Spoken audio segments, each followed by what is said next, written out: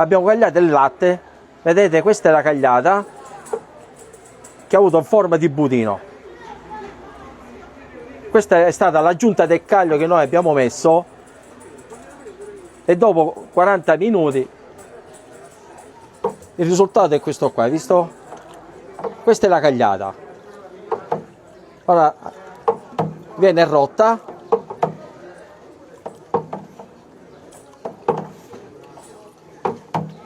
Da qui noi ricaviamo la tuma fresca, oppure possiamo fare il pepato, il primo sale, oppure stagionato. Che latte abbiamo utilizzato? Questo è un latte di pecora e caprino, è misto. Si deve fare come chicchi di riso.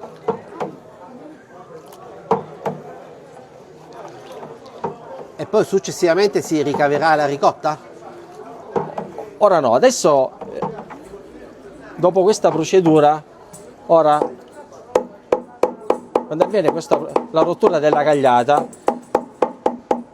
la lasciamo riposare un 2 minuti e qui io adesso ho preparato l'acqua calda e ora con questa acqua calda vado ad aggiungerla nella cagliata e la porto a una temperatura, se noi vediamo questa temperatura attualmente da 35 gradi, andiamo a vedere che verso 31-32 gradi circa si è abbassata la temperatura. Ora noi, per dargli un po' di cottura alla cagliata, per poter formare la tuma, ed è il primo sale, la tuma fresca, ed è quella senza pepe oppure quella con il pepe.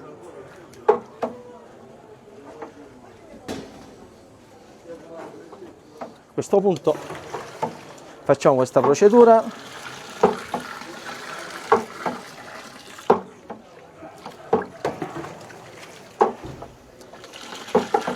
E questo è un lavoro che si fa tutti i giorni? Sì, sì. Questa è la produzione del latte che avviene tutti i giorni nel laboratorio caseario. Lei ha imparato da chi? Ho imparato dai miei colleghi.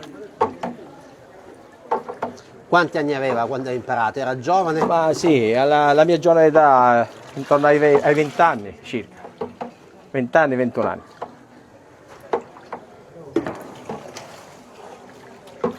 Quindi si continua... Ora andiamo a controllare la temperatura, perché ora la temperatura sta salendo.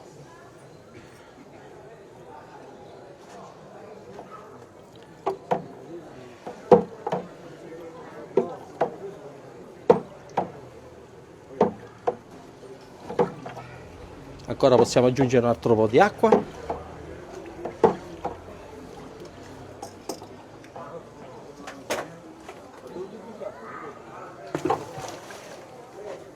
Ora, se noi notiamo che quella cagliata già man mano si sta ricompattando,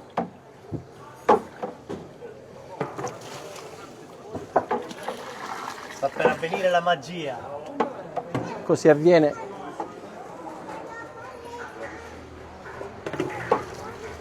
Quindi come si capisce che è pronto? E già io la vedo che, visto già questi qua già iniziano a compattarsi, perché ora questa la facciamo riposare e si forma la tuma. Questa si compatta tutta ora,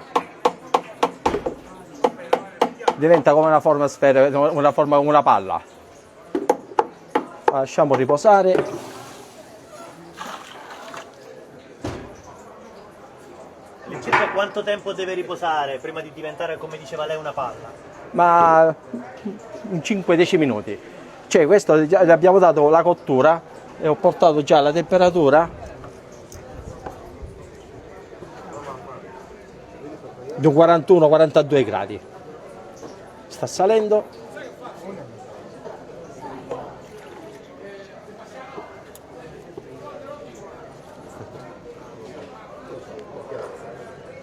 Ora noi con questa qua, con la parte liquida, questa con la parte liquida andiamo a fare la ricotta, mentre con la parte solida andiamo a ricavare il formaggio. Si chiama ricotta perché il latte viene ricotto 2 volte. Questo è la ricotta viene chiamato un prodotto di scarto perché è un secondo prodotto ricavato dal latte. Ora sto estraendo la parte liquida. Noi con questa parte liquida qua lo portiamo a una bollizione di 80-85 gradi per andare a fare la ricotta. Lo versiamo nel pentolone,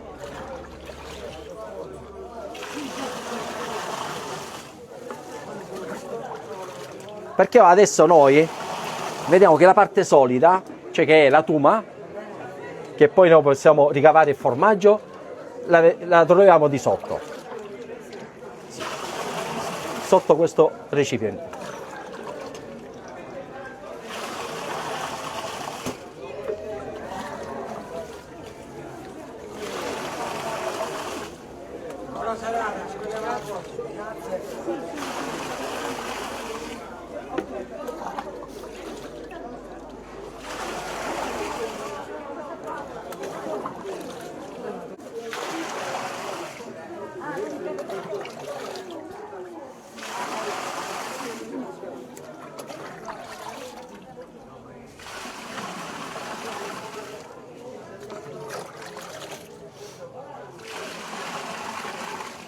Viene filtrato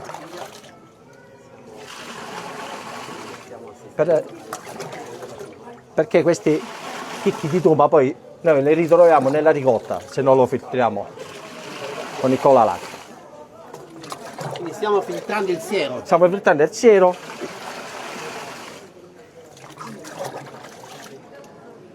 In siciliano si chiama lacciata. Lacciata.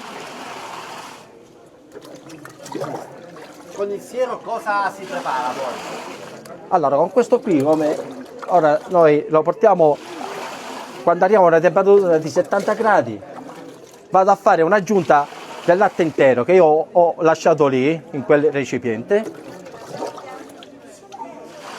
E dopo la ricotta? Quindi. Sì, per fare la ricotta. Poi la portiamo a una temperatura di 82-85 gradi e andiamo, vedo che a 82 avviene così, la ricotta inizia ad affiorare. A questo punto avete visto, questo è il formaggio, poi vi spiegavo, questa è la tuma. Quindi qua stiamo per vedere già la tuma, questa è la tuma.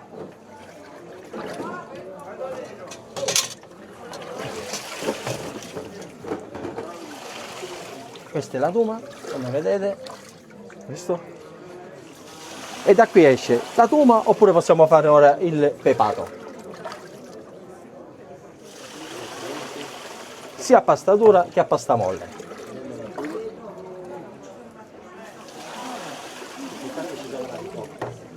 Quando si completerà tutto il procedimento per la ricotta, quanto tempo serve? Ma sempre in 3/4 d'ora. Questa è la tuma.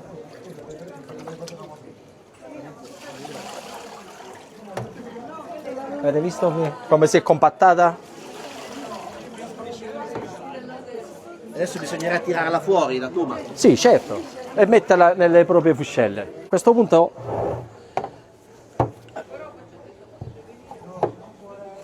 questa è la tuma, viene tagliata, piccoli quadretti.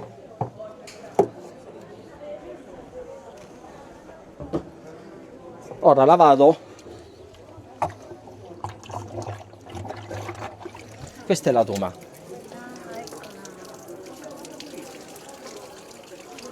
E andiamo a versarla nelle fuscelle.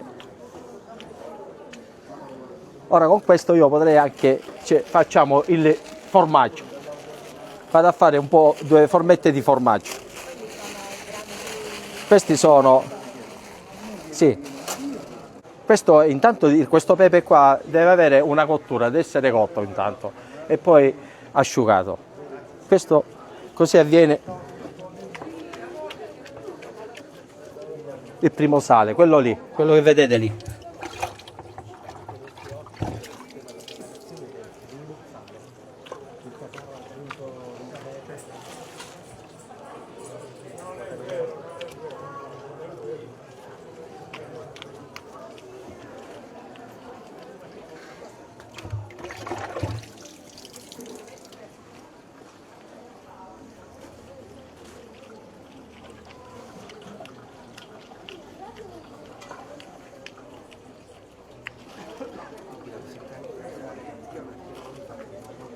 Quale sarà il prossimo passaggio dopo questo?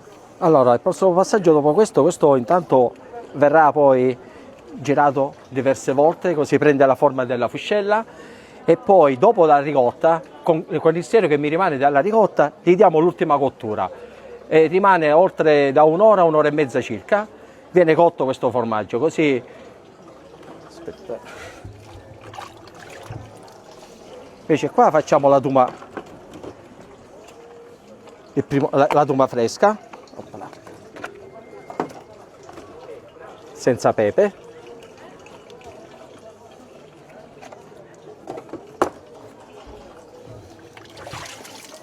Questo è il prodotto che noi troviamo che trovate giornalmente al caseificio.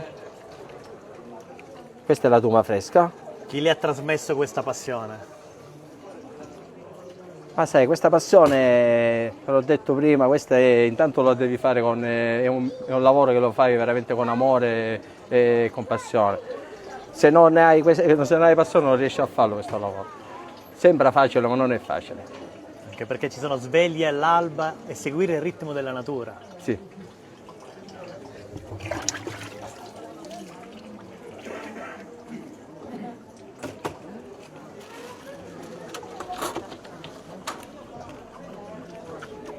Cosa stiamo aggiungendo in questo momento? Questo stiamo facendo il primo sale, il pepato. Guarda qua, vedete? Questo prende forma già della fuscella. E questo è il primo sale, guardate. Questo dopo un mese e mezzo già è pronto da mangiare, anche dopo un mese. Ed è il formaggio, come si chiama, scamusciato. Si aggiunge il pepe nero. Sì, si può fare anche con il pepe rosso, si può fare anche con il pistacchio, con la rucola. In base ai gusti. In base ai gusti. Allo zafferano.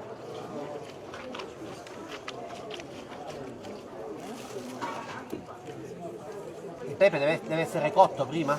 Il pepe, questo qua sì, è stato cotto questo pepe, perché era un pepe, cioè, e poi viene asciugato. Così questo pepe qua ora in contatto con la tuma non si ammuffisce, resta intatto. Per questo il pepe viene cotto, perché il pepe allora se non ha quella cottura... Mentre nella tuma non si mette nulla. No, quella è la tuma fresca che troviamo sempre giornalmente, quella che si fa ogni mattina, che si trova lì a caseificio. Con quella lì la tuma la puoi fare anche, si fa da friggere con l'uovo, la puoi fare panata e si fa anche la focaccia, quelli che usano la focaccia messinese. Mentre per fare le forme di caciocavallo e il caciocavallo si utilizza sempre la tuma? E allora per fare quella lì, infatti questa qui, se questa tuma io la lascio per domani, e la lascio perché se è una tuma di latte vaccina, questa tuma qua raggiunge il suo pH, cioè raggiunge la sua acidificazione, perché la tuma deve essere acida da poter filare, e raggiungere questa acidificazione minimo deve passare i suoi 24 ore. Se a 24 ore poi viene provata, per questo si chiama provola, perché la pasta io prima di filarla viene provata, la provo con l'acqua a una temperatura di 80-85 gradi. Se vedo che fila, allora per questo si chiama provola, perché viene provata, la pasta viene prima provata prima che avviene la filatura. A questo punto avviene la filatura con l'acqua a 85 gradi, con quella lì, e poi gli diamo la forma alla provola. Con quelle lì faccio anche le trecce di provola, la provola intrecciata, la scamozza fresca.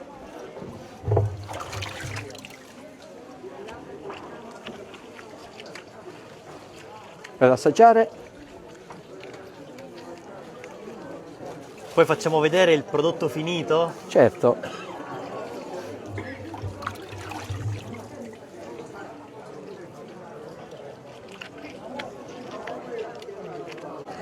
Allora, questo qua è quello che noi abbiamo fatto, e questo già è il pepato stagionato, e da una stagionato, poi quel pepato là, questo pepato viene salato, messo in salamoria oppure fatto al sale, e ha una stagionatura che parte dai 6-7 mesi.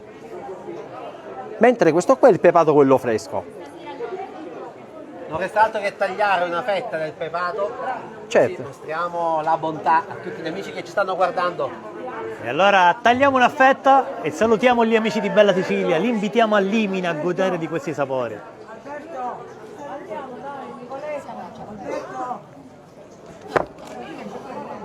Guardate com'è bellissimo, com'è olioso.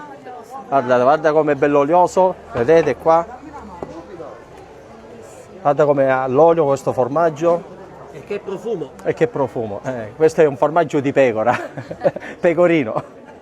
Complimenti! Grazie. Tanti complimenti, un caro saluto! Grazie, ci vediamo dopo. Grazie.